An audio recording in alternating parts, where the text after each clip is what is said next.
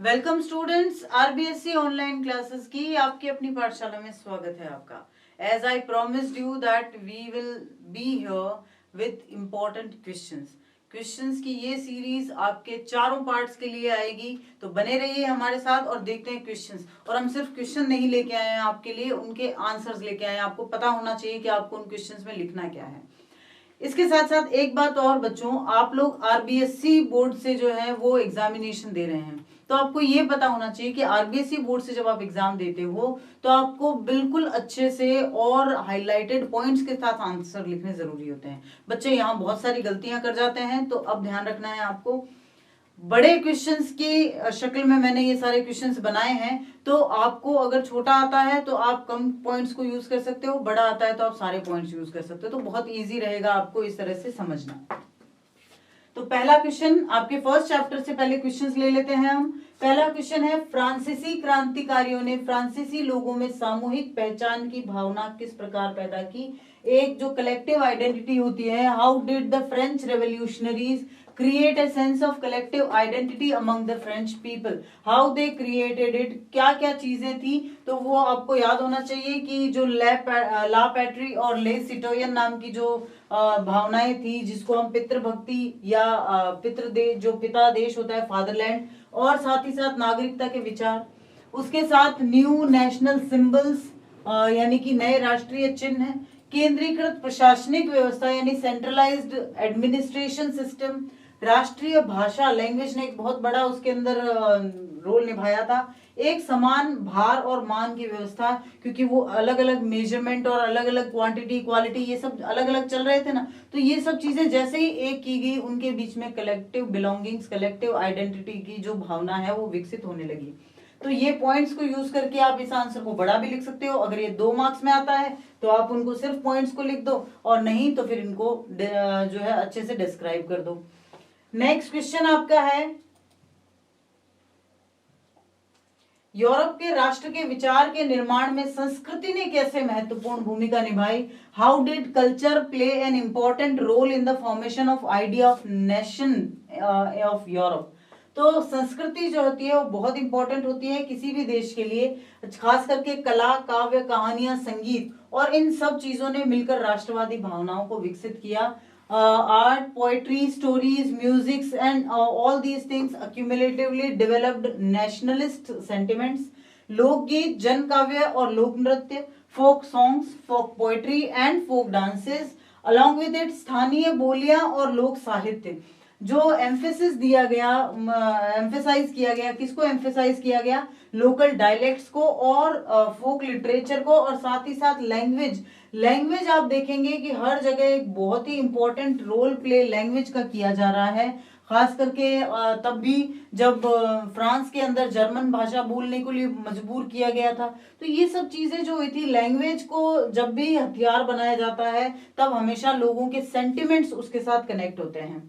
Next तीसरा question है, Germany के एकीकरण की प्रक्रिया का वर्णन कीजिए। Very very very important question and it will be occur in your 4 marks question. 4 number के क्वेश्चन में आएगा, 4 या 3 नंबर का ये क्वेश्चन आ सकता है। जर्मनी के एकीकरण का, जर्मन यूनिफिकेशन जो है बहुत इंपॉर्टेंट है, आपको ध्यान रखना है। आरंभ इसका कहां से हुआ? विलियम प्रथम को प्रशा के सिंहासन पर बिठाया गया। विलियम प्रथम, जो विलियम फर्स्ट था, he was throned as the king और as the ruler of Prussia, तो वहां से इसकी शुरुआत होती है। उसके बाद बिस्मार्क द्वारा जर्मनी के एकीकरण की भूमिका तैयार की गई। Bismarck prepared a land for the unification of Germany. After that Vienna Congress played an important role. Vienna Congress क्यों बहुत इंपॉर्टेंट रोल निभाती है? क्योंकि वियना कांग्रेस में जर्मनी पर कुछ ऐसे ऐसे प्रतिबंध लगा दिए जाते हैं जिससे जर्मन लोगों की भावनाओं को बहुत ठेस पहुंचती है, और फिर उन्होंने इसके लिए कोशिश की कि वियना कांग्रेस के बाद से उन्होंने एक होना शुरू किया। उनका यूनिफिकेशन में इससे भी बहुत मदद मिली। फ्रैंकफर्ट पार्लियामेंट जो हुई थी उसमें जर्मन लोगों ने पहली बार ये समझा कि एक देश होना और एक ही देश के किसी प्रशासन के साथ काम करना कितना जरूरी और कितना अच्छा होता है। उसके साथ साथ बैरियर्स टू इंटीग्रेशन, बैरियर्स भी थे इस इंटीग्रेशन में। क्या क्या थे बैरियर्स या जो बाधाएं थी वो क्या थी? सबसे पहले बिस्मार्क द्वारा ऑस्ट्रिया, फ्रांस आदि को पराजित किया गया। बहुत सारे बैरियर्स थे जिसमें फ्रांस, ऑस्ट्रिया और जो थे वो कंट्रीज थे। और फ्रांस ऑस्ट्रिया को पराजित करने के लिए मैंने आपको बताया था जब हमने यूनिफिकेशन पढ़ा था कि 7 सालों में 3 युद्ध लड़े गए थे। 7 सालों में 3 युद्ध लड़े गए थे और उन तीनों युद्धों के बाद ऑस्ट्रिया, फ्रांस और डेनमार्क को पराजित किया था बिस्मार्क ने। और इसीलिए बिस्मार्क की जो नीति है उसको लौह और रक्त की नीति कहा जाता है। और इनको तटस्थ किया और एकीकृत जर्मनी और एक राष्ट्र के रूप में उसको उभारा। Austria, France etcetera were defeated by Bismarck, neutralise the world power and emergence of a unified Germany as a nation. तो फिर से वही बात है कि अगर ये 2 नंबर का आता है, 2 नंबर का तो आएगा नहीं ये क्वेश्चन। अगर ये आएगा तो ये 3 मार्क्स का आएगा। तो 3 मार्क्स में आप इन सब चीजों को अपना बेस बनाकर और हाईलाइटेड पॉइंट के रूप में लिख सकते हैं। नेक्स्ट क्वेश्चन है इटली के एकीकरण की प्रक्रिया का वर्णन करो। उतना ही महत्वपूर्ण है ये क्वेश्चन भी। Describe the process of unification of Italy. What were the main obstacles that stood in its way. तो यूनिफिकेशन में आपको पता है कि 1832 में कावूर सार्डिनिया का प्रधानमंत्री बना। उसने फ्रांस से संधि की, ऑस्ट्रिया को पराजित किया और 1859 में लुम्बार्डी को अपने राज्य में मिला लिया। दूसरे चरण में मोडेना, टस्कनी, पार्मा इन सब का जनमत संग्रह द्वारा सार्डिनिया में विलय हुआ। तीसरे चरण में 1860 में गैरिबाल्डी ने सिसिली और नेपल्स को जीता और चौथे चरण में वेनिशिया और रोम पर अधिकार हुआ और 1871 में पोप से समझौता और एकीकृत इटली का उदय हुआ। यानी ये जो चरण थे, चारों चरण आपको ध्यान में रखने हैं। फर्स्ट स्टेप में क्या हुआ? प्रोसेस ऑफ यूनिफिकेशन की फर्स्ट स्टेप में 1832 में Cavour became the prime minister of Sardinia, treaty with France and defeated Austria and annexed Lombardy in 1859. Second phase, merger of Modena, Tuscany, Parma, etc. with Sardinia by referendum. And third phase, conquest of Sicily and Naples by Garibaldi in 1960. And fourth phase, possession of Venetia and Rome. Agreement with Pope in 1971 and the unification of Italy that was actually ended. अब इसके अंदर बाधाएं क्या रही? एक तो राजनीतिक विखंडन का लंबा इतिहास रहा है कि सारे जो छोटे छोटे राज्य हैं वो टूटते चले गए। Long history of political fragmentation. उसके बाद विदेशी शक्तियों का आधिपत्य। एक सार्डिनिया पीडमांट को छोड़ दिया जाए तो बाकी पूरी इटली पर फॉरेन जो पावर्स थे उनका अधिकार था। फिर hegemony of foreign powers, PayPal rule, pope का शासन था उसको छेड़ नहीं सकते थे क्योंकि वो पूरे विश्व के जो क्रिश्चियन हैं उनका जो है आध्यात्मिक गुरु होता है पोप, तो उसके राज्य को भी छेड़ा नहीं जा सकता था। उसके बाद में वियना कांग्रेस हुई थी और अनुदारवादी शासक, बहुत कंजर्वेटिव रूलर्स थे। ये सारी बाधाएं थी इटली के यूनिफिकेशन के लिए। और तीसरा यूनिफिकेशन, ब्रिटेन में राष्ट्र राज्य का निर्माण एक लंबी प्रक्रिया का परिणाम किस प्रकार था? देखो घुमा के क्वेश्चन दिया हुआ है, सीधे सीधे ये नहीं कहा है कि आप यूनिफिकेशन बताइए ब्रिटेन का। How was the formation of the nation state in Britain the result of a long process. ये कैसे था? ये किसी उथल पुथल या क्रांति का नहीं, एक लंबी चलने वाली प्रक्रिया का नतीजा था। प्रक्रिया में हुआ क्या? पहले नृजातीय पहचान, राष्ट्र की अहमियत व सत्ता में वृद्धि हुई। Ethnic identity first, increase in the importance and power of the nation. उसके बाद में 1688 में राजतंत्र से संसद द्वारा ताकत छीन ली गई, यानी पार्लियामेंट ने पावर ले ली मुनार्की से। कब? 1688 में। उसके बाद में 1707 में यूनाइटेड किंगडम ऑफ ब्रिटेन का गठन किया गया, जहां 1707 में जो है प्रभुत्व कर लिया गया स्कॉटलैंड और वेल्श पर। Formation of United kingdom of Britain in 1707 और स्कॉटलैंड पर प्रभुत्व किया गया। आयरलैंड को 1801 में शामिल किया गया। Domination over Scotland, Ireland was forcibly incorporated into the United Kingdom in 1801। फिर नए ब्रिटिश राज्य का निर्माण किया गया जहां पर आंग्ल संस्कृति का दबदबा था। Creation of the new British nation, the dominance of Anglo culture. राष्ट्र के प्रतीक के रूप में झंडे और राष्ट्रगान को बढ़ावा दिया गया और पुराने राष्ट्र जो है सहयोगी मात्र बने रहे। Promotion of national symbol, flag and national anthem, the old nation only as an ally, उनको कोई बहुत ज्यादा महत्व नहीं दिया गया। सिक्स क्वेश्चन है, यूरोप में राष्ट्रवाद के उत्थान के लिए कौन से कारण उत्तरदायी थे? What were the reasons responsible for the rise of nationalism in Europe? Europe में किन कारणों से जो है राष्ट्रवाद आया? पहला, राष्ट्र राज्यों का उदय हुआ, जो राइज ऑफ नेशन स्टेट्स हुए, जैसे इटली हुआ, उसके बाद में जर्मनी था, ब्रिटेन था, ये सब जैसे जैसे आए तो लोगों ने समझा कि अरे नेशन स्टेट तो बहुत इंपॉर्टेंट चीज है। उसके बाद में लोकतांत्रिक सिद्धांतों को बढ़ावा मिला, जैसे जैसे डेमोक्रेसी को प्रमोट किया गया वैसे वैसे ही नेशन स्टेट का जो है वो दबदबा भी बढ़ा। सामाजिक, राजनीतिक और आर्थिक समानता पर बल, emphasise on social, political and economic equality. Equality जो है वो बहुत बड़ा फैक्टर होती है। अन्य राष्ट्रों में मानवीय अधिकारों की मांग, demand for human rights in other Nations, और निरंकुश राजतंत्रों में क्रांतिकारी प्रतिक्रियाएं। अब जो निरंकुश राजतंत्र थे, जो एब्सोल्यूट मोनार्कियल सिस्टम थे, वहां से लोग परेशान हो चुके थे। नेक्स्ट क्वेश्चन है, फ्रांसीसी क्रांति का न केवल फ्रांस पर बल्कि पूरे विश्व पर प्रभाव पड़ा, इसकी समीक्षा कीजिए। The French Revolution had a profound effect not only on France but on the whole world. पूरे दुनिया पर प्रभाव पड़ा। तो यहाँ हमें दो चीजें पूछी जा रही है, फ्रांस पर इसका क्या इफेक्ट पड़ा और ग्लोबली इसका क्या इफेक्ट पड़ा। तो फ्रांस पर इसका इफेक्ट क्या पड़ा? एक तो वहां डेमोक्रेसी एस्टेब्लिश हुई, लोकतांत्रिक शासन की स्थापना हुई, लोक कल्याणकारी राज्य जो वो बना, establishment of democratic government and public welfare work वहां शुरू हुए। समानता, स्वतंत्रता और भ्रातृत्व वाले नए समाज की नींव रखी गई। Foundation of a new society full of equality, liberty and fraternity. उसके बाद में नई कानून संहिता लागू हुई, न्यू लॉ कोड इम्प्लीमेंटेड। उसके बाद नेशनल असेंबली का गठन हुआ, वहां पर नेशनल असेंबली वाज फॉर्म्ड। आर्थिक एकीकरण किया गया, इकोनॉमिक इंटीग्रेशन हुआ। कानून के समक्ष सबको बराबरी दी गई, इक्वालिटी बिफोर लॉ मिली लोगों को, और संपत्ति का अधिकार भी सुरक्षित रखा गया। Right to property was protected. तो ये सब चीजें जब फ्रांस में हुई तो लोगों ने देखा, तो उसका ग्लोबल इंपैक्ट क्या पड़ा? एक तो मध्यम वर्ग का उदय हुआ, राइज ऑफ मिडिल क्लास। दूसरा, उदारवादी विचारधारा शुरू हुई, बिगिनिंग ऑफ लिबरल आइडियोलॉजी। यूनान का स्वतंत्रता संग्राम ये सब देखकर ही हुआ था। The freedom struggle of Greece. साथ ही संस्कृति और भाषा की भूमिका भी बहुत इंपॉर्टेंट रही। हम बार बार पढ़ते हैं इस चीज को, role of culture and language. And जन विद्रोह, पॉपुलर रिवोल्ट या पीपल्स रेबिलियन जिनको कहते हैं, वो भी शुरू हुए फ्रांस की राज्य क्रांति के बाद। ये भी बहुत इंपॉर्टेंट क्वेश्चन है। 1804 की नागरिक संहिता के प्रावधानों का उल्लेख कीजिए। इसको मैं बार बार कहती हूँ कि ये नागरिक संहिता भी कहलाता है, नेपोलियनिक कोड भी कहलाता है, सिविल कोड भी कहलाता है।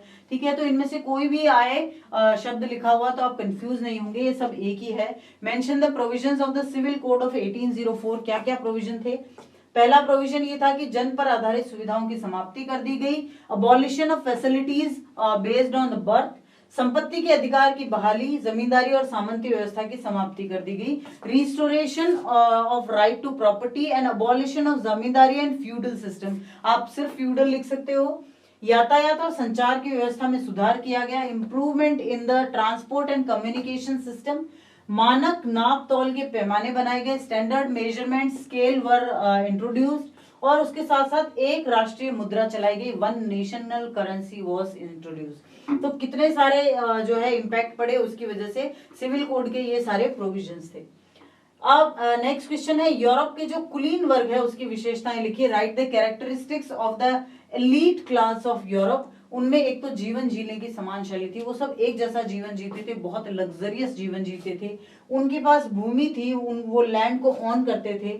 उनकी बहुत कूटनीतिक भाषा होती थी, डिप्लोमेटिक लैंग्वेज उनकी होती थी। ये आपस में ही वैवाहिक संबंध बनाते थे, इंटर मैरिजेस करते थे, दूसरों के साथ नहीं वैवाहिक संबंध बनाते थे। और उच्च वर्गों के बीच ज्यादा से ज्यादा फ्रेंच लैंग्वेज का यूज होता था, फ्रेंच भाषा का यूज किया जाता था। फिर 1815 की वियना संधि के उद्देश्य बताइए और इसके प्रमुख प्रस्ताव और व्यवस्थाओं का वर्णन कीजिए। ये भी बहुत इंपॉर्टेंट है। State the objectives of the treaty of Vienna of 1815। Describe it's main proposal and arrangement. क्या इसमें अरेंजमेंट किए गए थे? एक तो उत्तरी नीदरलैंड में साम्राज्य की स्थापना की गई, establishment of empire in north Netherlands. दक्षिण में जेनेवा को पीडमोंट के साथ मिला दिया गया। In south Geneva was merged into Piedmont. Prussia को पश्चिम में नए क्षेत्र दे दिए गए। Prussia was given new territories in the west. पूर्व में रूस को पोलैंड का हिस्सा दिया गया, रूस was given a part of Poland in the east. Austria को उत्तरी इटली का नियंत्रण सौंप दिया गया, Austria was given control to northern Italy. ठीक है, उसके बाद में 11th क्वेश्चन, यूरोप में उदारवादियों द्वारा समर्थित राजनीतिक, सामाजिक और आर्थिक आदर्श क्या थे? What were the political, social and economical ideals supported by the liberals in Europe? क्या क्या आइडियल्स थे? ये क्वेश्चन बहुत अच्छा है, लेकिन इतना घुमा के पूछे जाने की संभावना कम है, फिर भी हम देख लेते हैं। एक तो कानून के समक्ष समानता, इक्वालिटी बिफोर लॉ, वयस्क मताधिकार के पक्ष में वो लोग नहीं थे, not in the favour of adult franchise, बाजार की स्वतंत्रता और राज्य द्वारा वस्तुओं एवं पूंजी के प्रवाह पर लगे प्रतिबंध को समाप्त करने के पक्ष में थे। वो हमेशा इस फेवर में थे, in favour of market freedom and removal of restrictions imposed by the state on the flow of good and capital. Next question है, औद्योगिकीकरण की वृद्धि ने किस प्रकार यूरोप के सामाजिक और राजनीतिक समीकरण बदल दिए? औद्योगिकीकरण का क्या प्रभाव पड़ा? इंडस्ट्रियलाइजेशन के क्या इफेक्ट्स हुए? सबसे पहले तो औद्योगिक उत्पादन और व्यापार में वृद्धि हुई, शहरों का विकास हुआ और वाणिज्यिक वर्गों का उदय हुआ। पहली बार मिडिल क्लास जो है आगे आया, और उसके बाद में कुलीन विशेषाधिकार की समाप्ति कर दी गई। वो जो अबॉलिशन हो गया, जो इलीट प्रिविलेजेस थे उनको हटा दिया गया था। नेक्स्ट क्वेश्चन, और बहुत इंपॉर्टेंट क्वेश्चन है, यूरोप के राष्ट्रवादी संघर्षों में महिलाओं की भूमिका क्या थी? महिलाओं ने पहली बार खुद के राजनीतिक संगठन बनाए, they first form their own political organisations. समाचार पत्रों का प्रकाशन उन्होंने किया, पब्लिकेशन ऑफ न्यूज़पेपर्स। हालांकि उनको मताधिकार प्राप्त नहीं था, not given the franchise, but they struggle for right to vote, and राजनीतिक बैठकों और प्रदर्शनियों में वो हिस्सा लेने लगे, पहली बार महिलाएं। तो आपको हर पॉइंट टू पॉइंट अब ध्यान होना चाहिए, तो हम पॉइंट टू पॉइंट ही बता रहे हैं आपको। 19वीं सदी में 19वीं सदी में यूरोप में राष्ट्रवाद की लहर के क्या कारण थे? क्यों ये जो वेव आई थी नेशनलिज्म की? What were the reason for the wave of nationalism in Europe in 19th century? जनता पर अत्याचार बहुत हो रहे थे, तो वो सब अपने आप को एक जैसा समझने लगे, एट्रोसिटीज ऑन द पीपल। निरंकुश शासन व्यवस्था थी, ऑटोक्रेटिक सिस्टम। उदारवादी विचारों का प्रसार हुआ, स्प्रेड ऑफ लिबरल आइडियाज। स्वतंत्रता, समानता और बंधुत्व का नारा दिया गया, slogan of liberty, equality and fraternity. और शिक्षित मध्यम वर्ग की भी बहुत इंपॉर्टेंट भूमिका रही, role of educated middle class. Next question, 1815 से 1914 के यानी इन 100 सालों में अंतरराष्ट्रीय आर्थिक विनिमय के 3 प्रवाह कौन से थे? ये फर्स्ट चैप्टर में भी है और लास्ट चैप्टर थर्ड चैप्टर में भी आपको पता है, flow of capital, flow of labour and flow of people. ठीक है ना, goods, capital and flow of people. Next question है आपका, यूरोप में 1871 के बाद बाल्कन क्षेत्रों में क्या विस्फोटक भूमिका बनी? बाल्कन रीजन कैसे बहुत ज्यादा एक्सप्लोसिव हो गया? बाल्कन क्षेत्रों में कौन कौन से थे? जातीय भिन्नता बहुत है, जैसे रोमानिया, बुल्गारिया, अल्बानिया। उसके साथ साथ ओटोमन साम्राज्य के विघटन के कारण बाल्कन में विस्फोटक स्थिति बनी थी, वहां पर जो एक सत्ता थी वो खत्म हो गई, तो सब अपने अपने सत्ता स्थापित करने में लगे। The disintegration of Ottoman empire led to an explosive situation in the Balkan. Balkan क्षेत्र में विद्रोही राष्ट्रीय समूह ने अपने संघर्षों को लंबे समय में कोई आजादी वापस लेने के अवसर के रूप में देखा। उन्होंने ये देखा कि अब अगर हम लड़ेंगे तो अपनी आजादी हम वापस ले लेंगे। Insurgent national groups in the Balkan region saw their struggle as an opportunity in regain their long lost independence. उसके साथ ही बाल्कन क्षेत्र में बड़ी शक्तियों के बीच व्यापार और नौसैनिक शक्ति के लिए प्रतिस्पर्धा होने लगी। जो सारी जो बड़ी शक्तियां थी, ब्रिटेन है, जर्मनी है, फ्रांस है, अमेरिका है, रशिया है, ये सब भी वहां पर अपने अधिकार जताने के लिए लड़ने लगे और हर एक राज्य अपने लिए ज्यादा से ज्यादा क्षेत्र हथियाने की उम्मीद करने लगा। इसकी वजह से बाल्कन क्षेत्र में बहुत ज्यादा एक्सप्लोसिव स्थिति उत्पन्न हो गई थी। ठीक है, नेक्स्ट हमारा सेकंड चैप्टर है। सेकंड चैप्टर का पहला क्वेश्चन जो है वो बहुत इंपॉर्टेंट है। पहला क्वेश्चन है, असहयोग आंदोलन आरंभ किए जाने के क्या कारण थे? इस आंदोलन में समाज के विभिन्न वर्गों की हिस्सेदारी पर प्रकाश डालिए। इसके कार्यक्रम, कार्य पद्धति, प्रगति और अंततः समाप्ति, इन सबको समझाना है। इनमें से कुछ भी पूछा जा सकता है, इसलिए मैंने ये सब इस एक में ही कंसिस्ट कर लिए हैं। What were the reasons for launching the non-cooperation movement? Throw lights on the participation of different sections of the society in this movement. Explain its programme, functioning, progress and eventual termination. क्यों हुए ये? तो पहले हम देखते हैं इसके reason क्या थे। सबसे पहला रीजन, पहले महायुद्ध की समाप्ति पर अंग्रेजों द्वारा भारतीय जनता का शोषण किया गया। Exploitation of the Indian people by the British at the end of first world war, ये सबसे बड़ा रीजन था। फिर अंग्रेजों द्वारा स्वराज प्रदान करने से वो मुकर गए थे, refuse to grant swaraj by the Britishers. उसके बाद में रॉलेट एक्ट पारित कर दिया गया था जो बहुत ज्यादा खतरनाक था। फिर जलियांवाला बाग हत्याकांड हुआ। ये सारी चीजें रीजन बनी असहयोग आंदोलन के लिए। कलकत्ता के अधिवेशन में 1920 में कांग्रेस ने असहयोग आंदोलन का प्रस्ताव बहुमत से पारित कर भी दिया था। अब अलग अलग लोगों की हिस्सेदारी कैसी थी। शहरों में आंदोलन अलग तरीके से हुआ था। उन्होंने होली जलाई, विदेशी चीजों की होली जलाई, बहिष्कार किया शराब का, और साथ ही साथ बहिष्कार शुरू कर दिया उन्होंने अपने अपने कामों का जो सरकार को सहयोग कर रहे थे। ग्रामीण इलाकों में अलग तरीके से विद्रोह हुआ। ग्रामीण इलाकों में उन्होंने टैक्स देने से मना कर दिया, उन्होंने बेगार करने से मना कर दिया। आदिवासी क्षेत्रों में विद्रोह कैसे हुआ? Revolt in tribal areas. Tribal people ने क्या किया? ट्राइबल पीपल ने ये शुरू कर दिया कि वो जंगलों पर जो अधिकार ब्रिटिशर्स ने अपने लिए ले लिए, उन्होंने अपने अपने जंगलों पर अपने अपने राइट्स वापस लेने शुरू कर दिए। और बागानों में स्वराज यानी प्लांटेशंस में, सॉरी यहाँ गार्डन्स लिख दिया है, प्लांटेशंस जो वर्कर थे उनके लिए स्वराज का क्या मतलब था? उनके लिए स्वराज का मतलब ये था कि हम जो है इस तरह से इंडेंचर बन के नहीं रहेंगे, अब हमें फ्रीडम मिल जाएगी, हम अपने घर जा सकेंगे। तो इस तरह से अलग अलग लोगों ने अलग अलग जो है स्वराज का अर्थ निकाला। इसकी कार्य पद्धति या क्या थी, इसकी मैथोडोलॉजी या जिसको मॉडस ऑपरेंडी कहते हैं वो क्या थी? एक तो बहुत ही चरणबद्ध योजना प्रक्रिया थी, प्लानिंग प्रोसेस थी ये। पहला स्टेप क्या था? सरकारी पदवियां, नौकरियां, सेना, पुलिस, स्कूलों, विद्यार्थी परिषदों और विदेशी वस्तुओं का त्याग। Renunciation of government positions, jobs, army, police, school, student council and foreign goods, इनको छोड़ दिया गया। दूसरा चरण, व्यापक स्तर पर सविनय अवज्ञा आंदोलन प्रारंभ होना। तीसरा चरण, गांधी जी द्वारा चौरी चौरा में हुई हिंसक घटना के फलस्वरूप आंदोलन वापस ले लिए गए, उसकी वजह से इसकी समाप्ति हुई, जिसको हम टर्मिनेशन कह सकते हैं। चौरी चौरा में क्या हुआ था आपने समझ रखा है, गोरखपुर जिले के चौरी चौरा में पुलिस वालों को बंद करके और गांव वालों ने आग लगा दी उसमें, तो वहां जो है पुलिस वाले मारे गए और इस हिंसक घटना की वजह से गांधी जी ने इस आंदोलन को बंद कर दिया। सेकंड क्वेश्चन है, बहुत इंपॉर्टेंट है ये भी, खिलाफत आंदोलन को प्रारंभ करने के मुख्य कारण कौन से थे और भारतीय राष्ट्रीय आंदोलन में इस खिलाफत आंदोलन का क्या योगदान रहा? What were the main reasons for starting the Khilafat movement? What were its contribution to Indian national movement? Khilafat आंदोलन था क्या? तुर्की साम्राज्य या जो खलीफा होता है उनका अंग्रेजों द्वारा अपमान किया गया प्रथम विश्व युद्ध के बाद।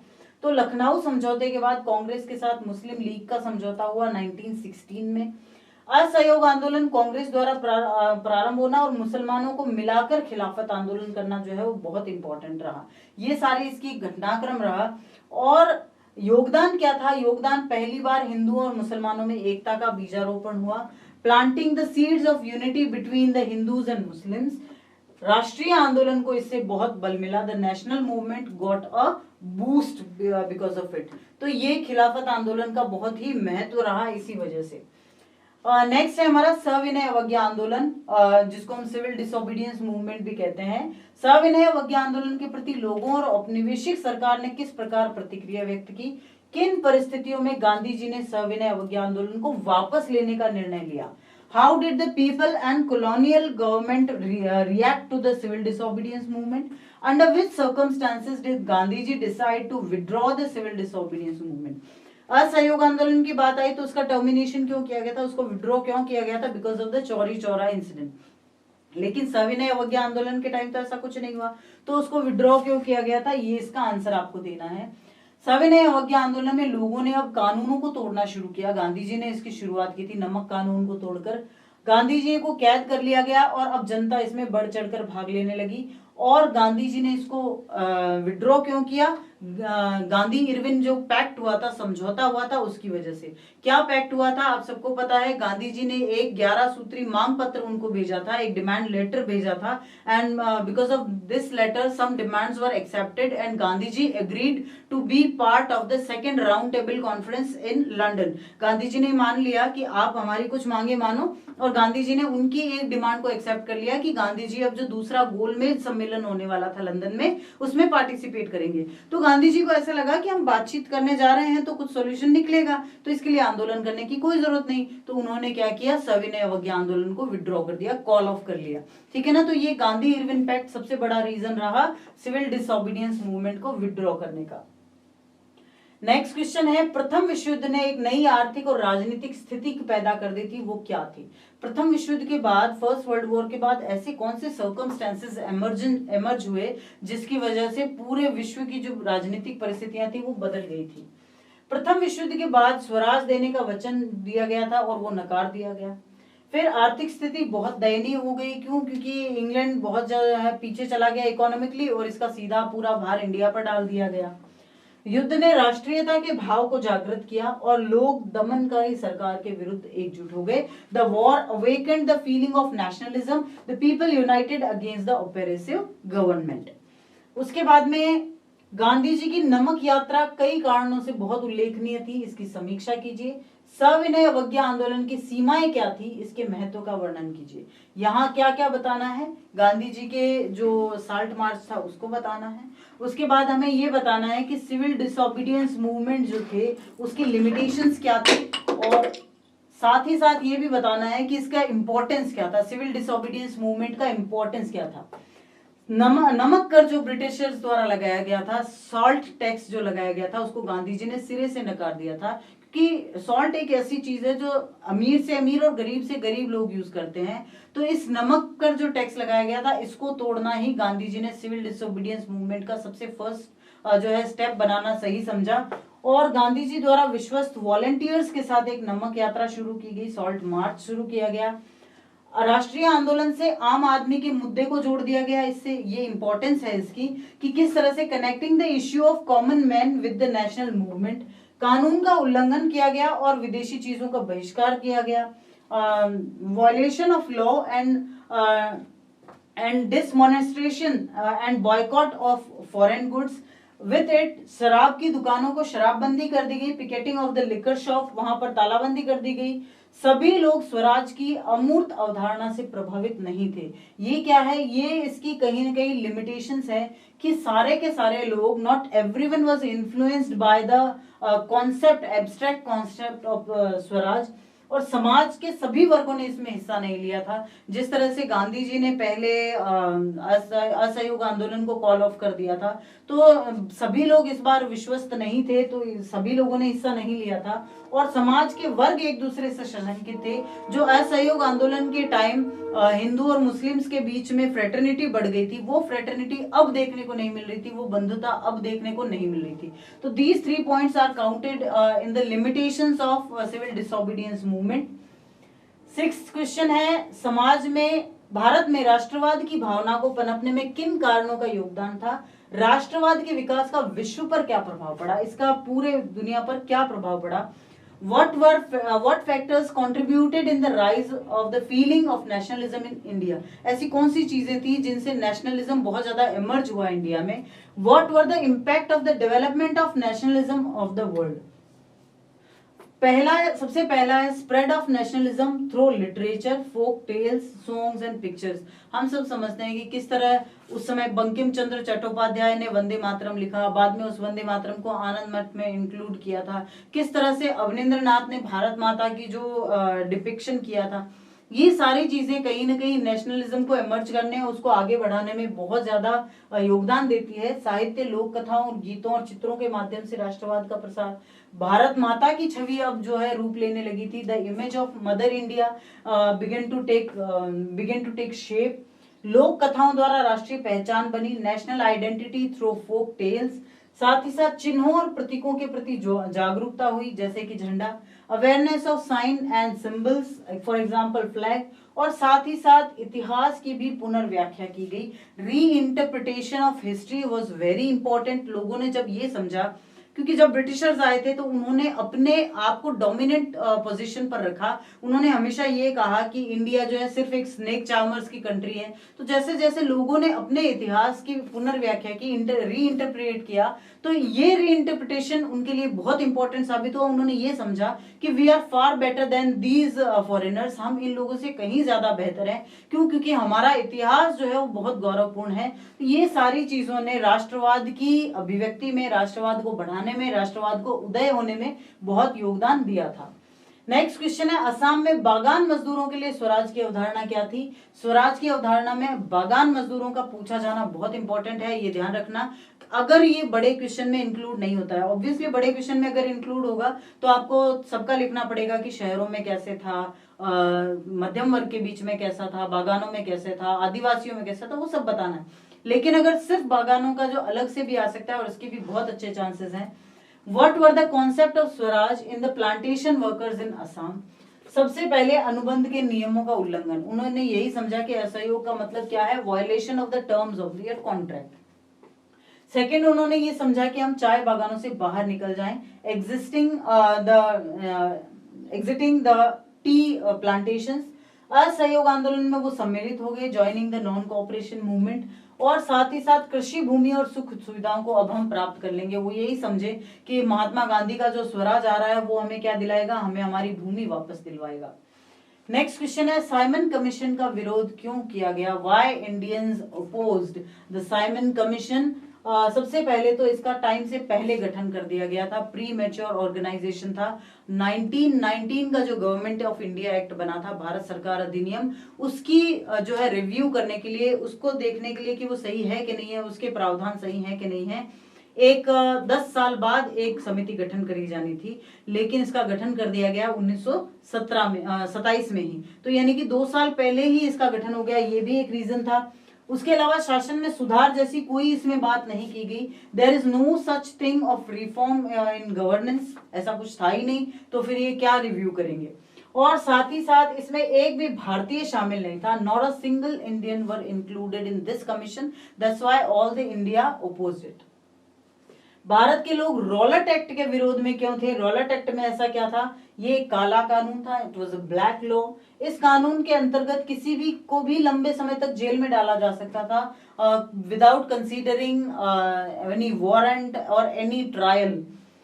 विश्व युद्ध के बाद इसे खत्म करना था, पर सरकार ने इसे बनाए रखा और इसीलिए जनता ने इसको विरोध किया। ठीक है, वर्ल्ड वॉर के टाइम उन्होंने बनाया ये नियम और ये सोचा कि वर्ल्ड वॉर के टाइम में ये काम करेगा, हम अपने विरोधियों को दबा पाएंगे, लेकिन उन्होंने उसको बाद भी इसको खत्म नहीं किया था। नेक्स्ट क्वेश्चन है, गांधी इरविन समझौते की क्या विशेषताएं थी? ये 5 मई 1931 को हुआ था, गांधी इरविन पैक्ट। सविनय अवज्ञा आंदोलन इसकी वजह से स्थगित कर दिया गया।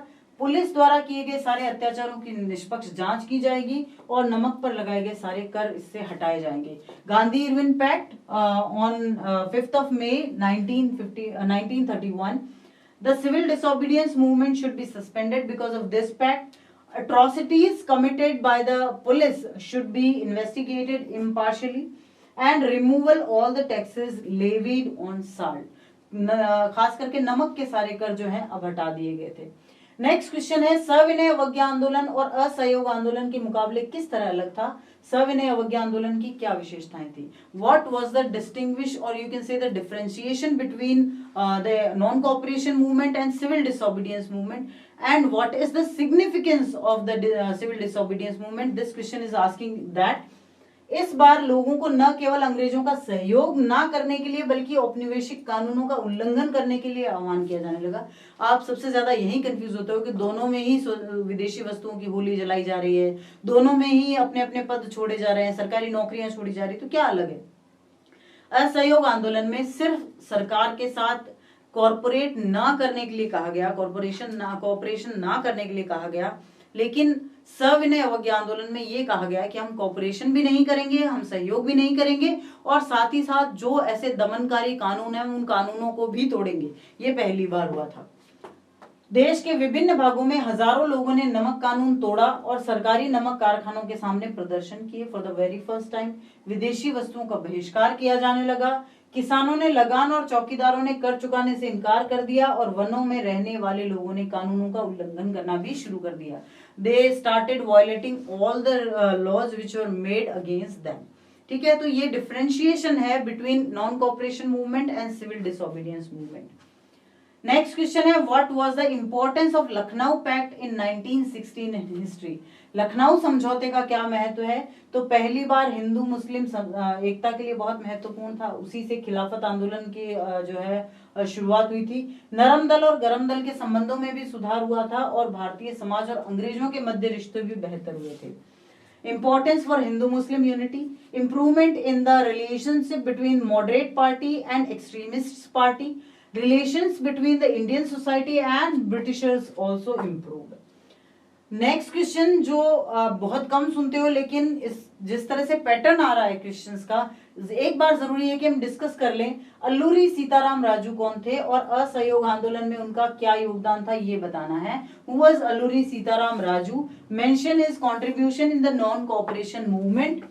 तो अल्लूरी सीताराम राजू ने आंध्र प्रदेश की गुडेम पहाड़ियों में आदिवासी किसानों का नेतृत्व किया था। Alluri Sitarama Raju led the tribal farmers of Gudem hills in Andhra Pradesh. वह एक बहुत ही इंटरेस्टिंग व्यक्ति थे। उनको खगोलीय ज्ञान बहुत ज्यादा प्राप्त था। He was very interesting person. He had astronomical knowledge. लोगों का मानना था कि उनके पास विशेष शक्तियां हैं जिससे वह लोगों को स्वस्थ कर सकते हैं। People believe that he had special powers by which he could heal people. और वो गांधी जी के बहुत प्रशंसक थे। He was a fan of Gandhi ji. तो उन्होंने कहीं ना कहीं असहयोग आंदोलन में बहुत योगदान दिया। और उसके बाद में एक बहुत इंपॉर्टेंट क्वेश्चन कि सविनय अवज्ञा आंदोलन में महिलाओं की भूमिका क्या थी। बहुत स्पेशल ये रहा क्योंकि पहली बार महिलाओं ने इतना बढ़ चढ़ के पार्टिसिपेट किया था। औरतों ने बहुत बड़ी संख्या में गांधी जी के नमक सत्याग्रह में भाग लिया। हजारों औरतों ने उनकी बात सुनने के लिए यात्रा के दौरान घरों से बाहर आ जाती थी।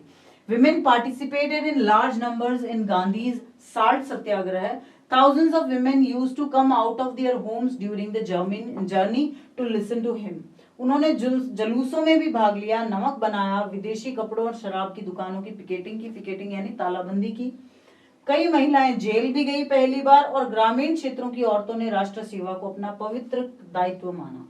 तो ये हमने डिस्कस किए हैं सेकंड चैप्टर के क्वेश्चन। आप ये कहेंगे कि 2-4 क्वेश्चन बता दो, लेकिन हमने सारे ही क्वेश्चन डिस्कस कर लिए और ये आपके लिए बहुत इंपॉर्टेंट है। कहीं से भी कैसे भी आपको पता है ना, 4 फॉर्मेट में क्वेश्चंस आएंगे, जहां आपके पास एमसीक्यूज भी होंगे, जहां आपके पास very short answer type of होंगे, शॉर्ट आंसर टाइप ऑफ होंगे, लॉन्ग आंसर टाइप ऑफ होंगे और ऐसे टाइप ऑफ भी होंगे। तो कहां से कैसा क्वेश्चन आता है, अब आप प्रिपेयर रहेंगे हर चीज के लिए। Last but not the least is our third chapter. पहला क्वेश्चन है, अमेरिका जाने वाले समुद्री रास्तों की खोज के बाद विश्व में क्या बदलाव हुए, उसका उदाहरण दीजिए। What changes took place in the world after discovery of new sea routes of America, explain with 3 examples.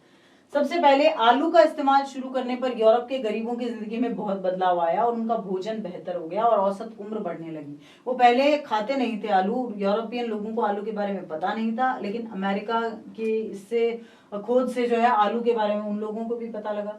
गुलामों का व्यापार शुरू हो गया, जो स्लेव ट्रेड है वो स्टार्ट हो गया। और यूरोप में धार्मिक टकराव होते रहते थे, इसलिए हजारों लोग यूरोप से भागकर अमेरिका चले गए। Religious conflicts used to happen in Europe, so thousands of people fled Europe and went to America. फिर 19वीं सदी में हजारों लोगों द्वारा यूरोप से भागकर अमेरिका जाने के क्या कारण थे? पहला कॉर्न लॉ, दूसरा भयानक बीमारियां और तीसरा धार्मिक टकराव। First corn law, second spread of terrible diseases and third is religious conflict. सूती वस्त्रों के औद्योगिकीकरण का ब्रिटेन पर क्या प्रभाव पड़ा?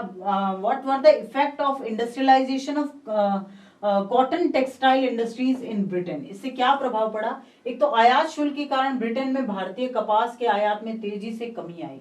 उन्होंने क्या किया, इंपोर्ट पर बहुत ज्यादा टैक्स लगा दिए, तो भारत का जो कॉटन है वो महंगा बिकने लगा। Import duty of Indian cotton in Britain sharply decreased due to the import duty. भारतीय वस्त्रों को अंतर्राष्ट्रीय बाजारों में बहुत कंपटीशन का सामना करना पड़ा। Indian textile faced heavy competition in the international market. बाद में निर्माण किए गए सूती उत्पादों के निर्यातों में कमी आने के बाद ब्रिटिश निर्माताओं ने बहुत ही सस्ती कीमत पर भारत से कपास का इंपोर्ट शुरू कर दिया। अब वो कपड़े बना के नहीं मंगवाते थे, अब वहां से उन्होंने डायरेक्ट जो है कॉटन लेना शुरू कर दिया था। नेक्स्ट क्वेश्चन है, व्यापार अधिशेष क्या होता है? भारत के साथ ब्रिटेन व्यापार अधिशेष की अवस्था में क्यों रहा? What is meant by trade surplus? Why did Britain remain in state of trade surplus with India? होता क्या है ये, जब निर्यात मूल्य आयात मूल्य से अधिक होता है तो इसे व्यापार अधिशेष कहा जाता है। जब आप किसी देश को कुछ एक्सपोर्ट कर रहे हो और कुछ वहां से इंपोर्ट कर रहे हो, तो जो एक्सपोर्ट करने की राशि ज्यादा होती है और इंपोर्ट करने की कम, तो उसको व्यापार अधिशेष या ट्रेड सरप्लस कहा जाता है। When the export price is more than the import price, then it is called as trade surplus. तब उसको ट्रेड सरप्लस कहते हैं। ऐसा क्यों हुआ कि इंडिया के साथ वो ट्रेड सरप्लस में थे? 19वीं शताब्दी में बाजारों में ब्रिटेन में बने माल की अधिकता हो गई और भारत से ब्रिटेन और शेष विश्व को भेजे जाने वाले खाद्यान्न और कच्चे माल के निर्यात में इजाफा हुआ। लेकिन जो माल भारत भेजा जाता था उसकी कीमत बहुत ज्यादा होती थी और जो भारत से इंग्लैंड भेजा जाता था उसकी कीमत बहुत कम होती थी, और इसीलिए ब्रिटेन हमेशा व्यापार अधिशेष की अवस्था में रहा था। ब्रिटेन की अर्थव्यवस्था पर प्रथम विश्व युद्ध के क्या प्रभाव पड़े? What were the effects of the First World War on the economy of Britain? युद्ध के बाद भारतीय बाजार में अपनी वर्चस्व वाली स्थिति को प्राप्त करना उसके लिए बहुत कठिन हो गया था। After the war, it became difficult for Britain to achieve its dominant position in the Indian market. Britain को विश्व स्तर पर अब जापान से भी मुकाबला करना था। Britain now had to compete with Japan in the world level, और अमेरिका से लिए गए कर्जे की वजह से ब्रिटेन युद्ध के बाद भारी विदेशी कर्जे में डूब गया था। ड्यू टू द डेब्ट taken from America, Britain was immersed in heavy foreign डेब्ट आफ्टर द वॉर। और युद्ध के कारण आया आर्थिक उछाल जो शांत होने लगा तो उत्पादन गिरे और बेरोजगारी बहुत बढ़ने लगी। उस टाइम तो एक बार तो बहुत ज्यादा उछाल हो गया था, लेकिन बाद में जो है डिप्रेशन शुरू हो गया था। When the economic boom caused by the war started to calm down, production start falling and unemployment starting increasing. इसी समय सरकार ने भारी भरकम टैक्स भी लगा दिए और भरपाई करने की कोशिश की। इस प्रयासों से रोजगार जो है वो बहुत कम हो गए थे। आर्थिक मंदी के क्या, महामंदी क्या, जो ग्रेट डिप्रेशन है उसके क्या कारण थे? महामंदी की शुरुआत 1929 से हुई और ये 30 के दशक के मध्य तक बना रहा। इस दौरान विश्व के ज्यादातर हिस्सों में उत्पादन, रोजगार, आय और व्यापार में बहुत बड़ी गिरावट दर्ज की गई। The great depression started from 1929 and this crisis continued till the mid 30s. During this period, production, employment, income and trade in most part of the world recorded a huge decline. फिर युद्धोत्तर अर्थव्यवस्था बहुत कमजोर हो गई थी, कीमतें गिरी और किसानों की आय घटने लगी और आमदनी बढ़ाने के लिए किसान ज्यादा मात्रा में उत्पादन करने लगे। The post-war economy had become very weak. When the prices fall, the income of the farmers started decreasing, and the increase in income, the farmers started producing more quantity. और इससे क्या हुआ, बहुत सारे इससे बहुत ज्यादा माल तो पैदा हो गया लेकिन वो बिक नहीं रहा था, तो वैसे ही कम कीमतें मिल रही थी। साथ ही साथ बहुत से देशों ने अमेरिका से कर्ज भी ले लिया था। Many countries took loan from America.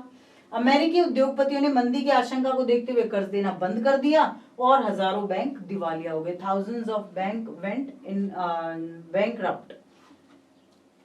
भारतीय अर्थव्यवस्था पर इसका क्या प्रभाव पड़ा? 1928 से 1934 के बीच देश का आयात निर्यात घटकर आधा रह गया। Between 1928 to 34, the country's import export was reduced to half. अंतर्राष्ट्रीय बाजार में कीमत गिरने से भारत में गेहूं की कीमत 50% तक गिर गई थी। The price of wheat in India fall by 50% due to fall in prices in international market. किसानों और काश्तकारों को सबसे ज्यादा नुकसान हुआ। Farmers and cultivators suffered more. महामंदी शहरी जनता और अर्थव्यवस्था के लिए भी बहुत हानिकारक रही। The Great Depression is also harmful to the urban population and economy. और 1931 में मंदी चरम सीमा पर थी, जिसके कारण ग्रामीण भारत असंतोष और उथल पुथल के दौर से गुजर रहा था। The recession was at its peak in 1931, due to which rural India was passing through a period of discontent and upheaval. 19वीं सदी की अनुबंध व्यवस्था की नई दास व्यवस्था के रूप में वर्णित किया गया है। उदाहरण देकर स्पष्ट कीजिए। जो हमारा कॉन्ट्रैक्ट सिस्टम था, जो इंडेंचर लेबर था, उसका इसमें वर्णन करना है। तो इंडेंचर लेबर एजेंट मजदूरों को फुसलाने के लिए झूठी जानकारियां देते थे, उनको गलत बताते थे कि आपको वहां जाकर इतनी सुविधाएं मिलेगी, आपको ये करना पड़ेगा, काम थोड़ा करना पड़ेगा, पैसे ज्यादा मिलेंगे। एजेंट जो है मजदूरों को कई बार किडनैप भी कर लेते थे। नई जगह पर जीवन और कार्य की स्थितियां ऑब्वियसली कठोर होती थी, बहुत मुश्किल होता है नई जगह पर जाना और सेटलमेंट होना। वेतन बहुत कम था और काम ठीक से नहीं कर पाने के कारण वेतन काट भी लेते थे और मजदूरों के पास कानूनी अधिकार, लीगल राइट्स भी बिल्कुल ना के बराबर थे।